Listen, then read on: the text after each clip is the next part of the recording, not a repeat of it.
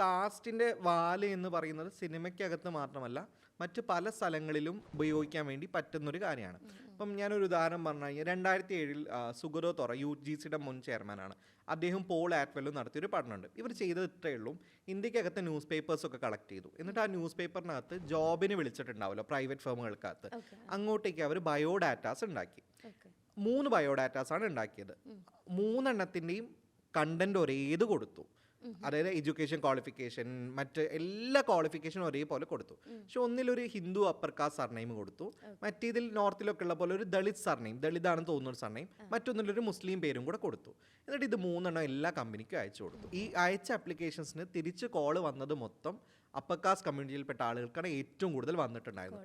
ഒരേ ക്വാളിഫിക്കേഷനാണ്, പേര് മാത്രമേ മാറ്റിയിട്ടുണ്ടായിരുന്നു. അപ്പോൾ പേര് എങ്ങനെയാണ് വളരെ കൃത്യമായി ഒരു ഇൻഡിക്കേറ്റർ ആയിട്ട് വർക്ക് ചെയ്യുക എന്നുള്ളതാണ് ഇതിൻ്റെ അകത്ത് തന്നെ വളരെ എവിഡൻ്റ് ആയിട്ടുള്ള ഒരു കാര്യം.